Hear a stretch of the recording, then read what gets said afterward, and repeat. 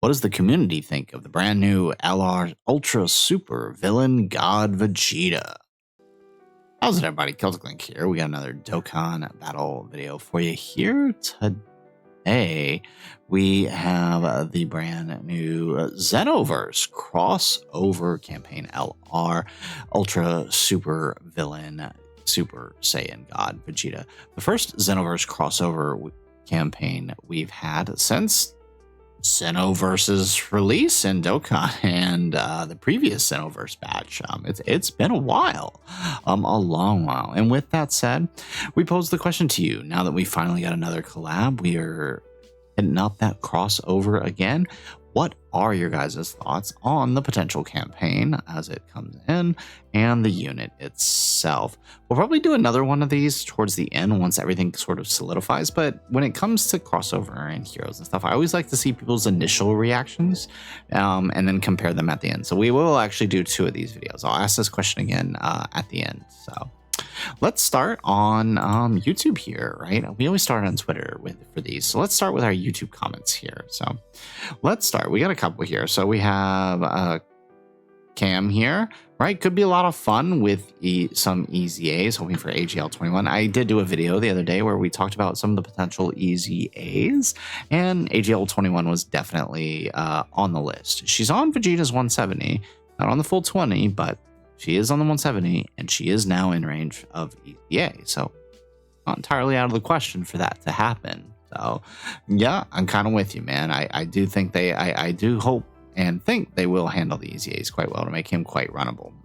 We saw them do that with the last 3 Dokkan Fest characters, so I wouldn't imagine Vegeta being any different here. Taiga, glad Xenoverse collab has returned, right? And the kit of the Crimson print looks amazing. Yes, it does. It is actually quite good. A lot of heavy underrating I'm seeing on Twitter today, but I definitely think he looks really, really good. So good on you, Taiga. Glad you're excited. Yami Lotus, some character finally besides Goku. Now that's a weird one because literally this is the year of Vegeta. It's funny to say. I mean, granted, they're all tag units, so there's also a Goku. There's also a lot of Vegeta units, right? We got Daima Vegeta, we got Super Saiyan 4 Vegeta, we got Blue Evolution Vegeta, we got Majin Vegeta, we got Vegeta and Nappa. We got the EZAs for Majin Vegeta. We got this guy incoming, and probably some support for him as well. So it's like, it's kind of a lot of Vegetas this year. So it's got, I mean, it's just a funny statement to think about it. Again, granted, some of these are tag units, but still, funny nonetheless. So I mean, I'm just glad this year we are steering clear of the Gokus. It's kind of nice.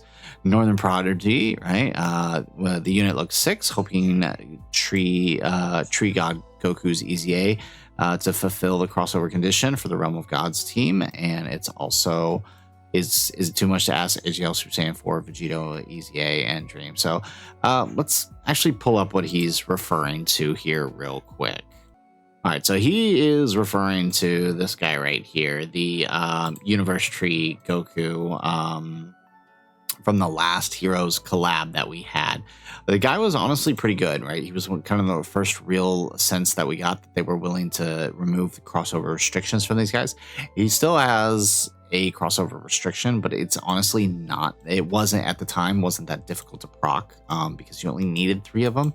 And now Vegeta just needs 1 on the team or on the rotation. And so, like, if he were to EZA, that would be pretty good. Now, he is a 9th Annie character, so I do think it's extremely unlikely that he would EZA. However, technically, while we are 1 batch behind, right, we never got the limit breakers, this guy is in range for EZA, so it's not out of the question there. We can't say it can't happen because, yeah, 2023 units are now in range. That said, if he does, I would kind of hope they center him more towards Giant 8 Power or Power Beyond Super Saiyan or something, just because without a decent partner, he's going to be rough on the God Vegeta's team. Just throwing that out there. Now we got Jesus Reyes here, right? For a minute, you thought that was Ultra Ego. To be fair, So did everybody else when they first saw this in Xenoverse, right?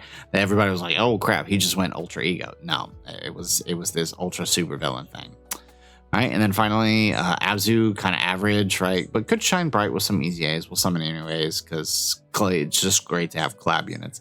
I kind of like that mentality. Like even if he's not great, right? With the heroes crossover units we tend to have, right? Just summoning because it's something cool. It's something different. It's something we don't get a whole lot very often of, right? So, you know, I can appreciate that mentality. So with that said, right, that's every comment that we got on the YouTube post here. So let's head over to Twitter. We asked the same question on Twitter here, and let's see what people had to say. So we got Wicked Gliscor here. Vegeta looks very good. Only issue with him is being extreme class, so he doesn't work well with the STR Blues and UI Evo. The other two look pretty solid, but won't give full judgment until we see the Easy A's tab. So the only issue they cause with Blues is if they end up on the same rotation as Blues, the Blues lose part of their passive. Which I know people aren't going to want to hear this, but I mean, the Blues are kind of becoming more and more as these events evolve that we're getting, right? Meaning that it is, it is past the next anniversary, right? We're starting to see the cracks in them, and they tend to be better off floating now anyways. So I don't think that's the biggest issue for them. The only issue they have with UI and Evo is just they're not getting that first turn passive buff from them because Vegeta is an extreme class, not a super class. That said, animations are all right. Just some shots of Vegeta animations. They look good. The rest are just meh. Yeah, I mean, I don't disagree, right? Like the main shots of him transforming and his god animations are pretty decent. They almost look like ripped straight out of Xenoverse itself, but 2D. But some of the in-betweens, especially this Poke, can look kind of off. So I don't disagree there. That said, I appreciate the response, right? Seriale, never been a fan of crossover special releases. They take up budgets from things that deserve it more, usually for characters that don't look good or particularly strong. Vegeta seems solid, but still prefer resources to GW, TDC. Yeah. I mean, I can appreciate the response, right? And very respectful about the response, but I just don't get that, right? To each their own, right? I think people who like crossover, people who like the non-canon stuff, you know, they deserve to get good units too. And I don't really think it is taking that, especially with the way Heroes was handled previously. I don't think it ever really took anything away. In fact, it never really took anything away in terms of timing. If anything, it was just extra. And but I mean, that's just my opinion. But I get it. Heroes crossover, not your thing. But I do think they do deserve strong units. Moving on, Bruno. I like the new Vegeta. It looks good. Focus on Golden Week. The budget might not allow it to do both. And that's completely understandable. Although I'm beginning to think more and more with the way they are handling the approach to the news cycle here, this may actually be our replacement for Golden Week. It'll be interesting to see if that is the case. If it is the case, I will definitely be interested to see how people's opinions evolve over the course of the next month. Moving on, Chovo here, cool. I feel like the category is so dry with some new units and easy A's. He has high potential, especially after he transforms. He's a viable new pick for Realm of Gods. Yeah. His exchanged form, right, is pretty much like you don't even need the crossover. It's just for extra stuff on the crossover that doesn't affect his overall performance. He'll work just fine on the Realm of Gods team. Now, in terms of new units, right, we don't necessarily know what new units we're getting. We know Toa, we're getting the Trunks, we're getting the Toa and Mira. There's a high likelihood we're going to see some easy A's from the Xenoverse characters, like the AGL Trunks. Let's actually just pull them up here real quick.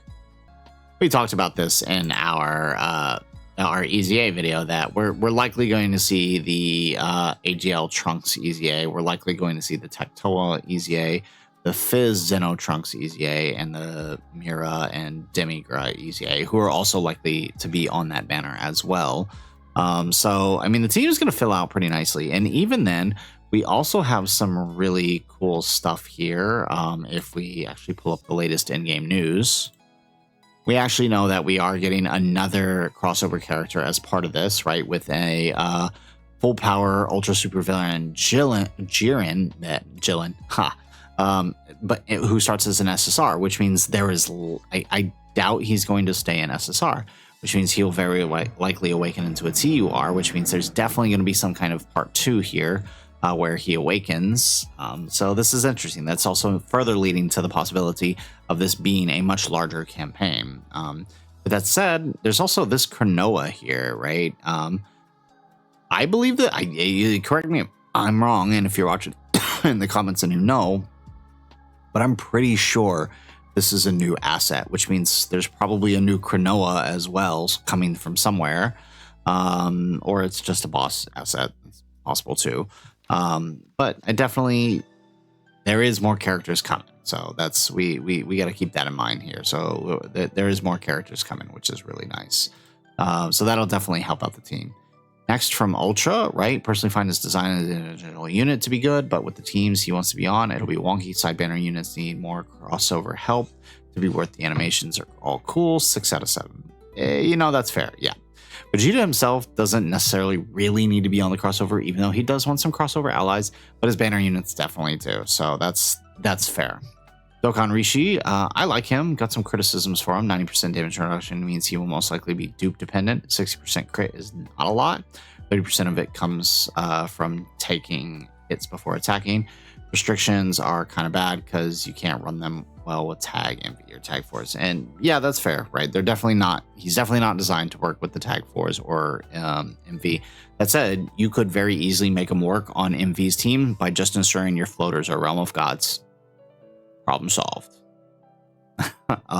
Like legitimately, you could just make sure your floaters are Realm of Gods that are on Vegeta's teams. There's a few of them since he does lead Pure Saiyans, and that would easily cover that. But it's obviously not going to be his best team. Now with that said, we also got Neo Charisma here. Play a lot of Ultra Super God Vegeta in Xenoverse 2, and so this is definitely a tech plus, of course, right? Realm of Gods buff has him interested. So very nice responses on Twitter.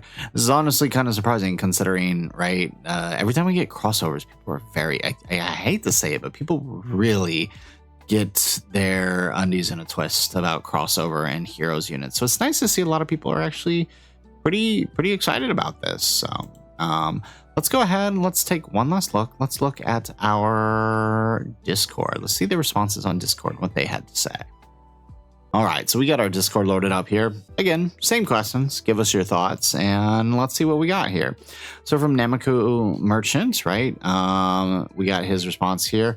Here are the thoughts. Base Vegeta's form is god-awful, atrocious. Astonishes me that he makes it past testing. Transform is all right, 90% pre-attacking with Realm of Gods restriction doable, 60% post-attacking. Right, Cell Max is rubbing his hand together and joy from a free meal. Right, so I'm not gonna read the whole thing. I'm just gonna point this out. Like, and no offense here, Naoki Merchant. Right, I love you, man, but this was the most hilarious chain of events here. This response, because this response was based entirely on misreading the kit. And again, no offense to you, we all do it. I've done it plenty of times too. So it's funny. So I'm going to actually scroll down here and show you the next response. So eventually, after I corrected, says something that we had noticed about the kit, right? So scratch everything I said. He's way better than I thought. Wasn't able to read, rush through it. I didn't see the 250% in phase 2. For both states, he's amazing. Could have been better. Will probably die to Cell Max a lot, but he will be good in Bio Broly. He does stack transformation and then long form content. But the side banner units are bad. He doesn't. Mira and Toa are downright the worst units in history. Again, so this part I still think that's a bit much. I don't think they're that bad. I have to test them. I think on crossover they're fine, but outside of crossover, you might be right there. Outside of crossover. So this is interesting, but at the end, somewhere between Future Han, Kaiku, AGL4Ku, and GT Spirit Bomb, around that range, right? So somewhere around like 8, 9, 10, if we were to rank them. So yeah, it was a funny chain of events here. So honestly, though, I'm definitely with you, right? The Cell Max is going to be a problem with him. And for me personally, I know a lot of people hold Cell Max real tight. but I don't. Cellmax is definitely a major RNG fest. If you guys watched my video for Piccolo, literally Vegeta, who we all recognize, AGL, Vegeta, Nappa, are really good. It's a tough fight for them. It's a really tough. Like they literally instantly die. You have to reset until Cell decides not to super twice before he can attack, and that's it. And you have to risk put him in slot 1 where he still takes a bunch of damage. But nobody's gonna act like Vegeta and Nappa are suddenly bad because of that, right? They were really good in the 3Q stage. They're going to be, they're going to be good in whatever next stage comes, depending on how that's structured. And I can imagine the same thing's going to be true for this Vegeta. We'll probably get some crossover red zone, or maybe still they owe us a Saiyan Saga red zone. So there's still a possibility we get that. I won't hold just having Cell Max against them as a terrible thing. So moving back on up, let's see. We got Lapis. Well, not exactly the best. God Vegeta seems decent. He is at the very least got some unique abilities too. Give it that. Xenotrunks and Toa seem decent supports. We'll see how good they are with a full team of Xenoverse links. I'm pretty sure most of them will easy A. Overall, the 3 together, they seem like they're beats here. And, that's for crossover and typically how Dokkan handles crossover. That's honestly not a bad assessment, right? So with that said, let's move on to Ethanol. Hype. All right, wish it was Blue Goku and Future Gohan, but this is more hype. Yeah, honestly, yeah, right? This was a way bigger moment for Xenoverse 2. That should have been the collab card. But again, I want to throw out here that I think there's a chance that this is our Golden Week celebration. This is going to last the whole month. So there's a chance that Blue Goku Future Gohan could be the Carnival LR in part 2 on a double raid banner. Maybe. Doubt it, but maybe. That said, all right, we got Goku Balboa here. Super Saiyan God Vegeta has to be, in my opinion, one of the most hype units for this year. Nice closure for an end to Xenoverse 2 celebration that the Dragon Ball games are doing. This guy's been under the radar for some time now and just excited. Animation say not to be the greatest, I'll admit. Super excited. The KO screen is peaked, not to mention how the OST sounded really nice. I did actually really like the OST. Vegeta's base kit looks all right. Restricted to crossover, which does worry, but thankfully it can be quick to activate, right? It's literally just float them, turn 4, transform, right? The active of removing negative buffs is great. I'm glad more people are latching on to it. Like, I can't stress how huge of an ability that is, especially with so many bosses nowadays that do key lowering, so many bosses that have attack and defense lowering through their passive, right? Like why is this huge? Because if you remember I think it was the English version of the Dokkan fan creation event, where as you continued the fight, the longer it went on, the more he reduced the attack and defense of your characters. This ability would remove that. And he removes it for all allies when you transform. Plus, he has the ability within himself to not be affected by that. That's huge. If the Jiren fight was still around, Jiren did the same thing. So you could easily just reset all of those but like if you made it to turn 4 Jiren with this guy, if that thing was still in there, granted, there's some other issues dealing with that, but let's say you did make it to, now you reset those stats, remove those effects, and now your characters are in an even better state for the following phase, where now you have to rely on your damage reduction. So again, I cannot stress how huge of an ability removing negative buffs is, right? Now, past Ultra Super Villain, Super Saiyan God looks crazy. Gives me hope that heroes can easy A, and 80% damage reduction before attacking as well. All right, very good. Am I crazy, or did you just say the same thing twice? Anyways, moving on. Haven't read his kit, saw crossover and click. Wow. Just gave up as soon as you said crossover. Okay. I did have to clarify that it's not crossover. It's also Realm of Gods. Okay. Resident Monkey Enthusiast. What gives me hope is the fact that Transform, they may have the Goma type second. We're still not sure if this is the case, though. Just so we're clear, we'll know when the data download happens, but we are not sure. Okay. So this was just clarifying the 250% as well as the stack, because we were trying to figure out for sure if it was stacking or not. And actually, I do think that's pretty much it. I don't think we got it. Yeah, we didn't get any new responses there. Okay, so let's head on back over to Twitter here. All right, so with that, we have our last responses to our community reaction. Honestly, the responses were kind of refreshing. I'm so used to Heroes and Crossover getting such a bad rap pre-release, right? People look at these and they're just like, raw, these dudes suck. It's Heroes, it's gonna be terrible. Crossover, it's gonna be terrible. That doesn't really seem to be the general response. Most people, while having some issues with the design, seem to at least be somewhat willing to accept, you know, the character can be decent, which I guess is nice. The Dokkan community is healing. So with that said, guys, that is it for the video. If you like the video, make sure you hit that like button and subscribe to the channel if you have not already. And in the comments down below, let us know, what are your thoughts? If I did not get you in this video, if you were not able to comment on our post, let us know what your thoughts are in the comments down below. Otherwise, guys, as always, thanks for watching, and aloha.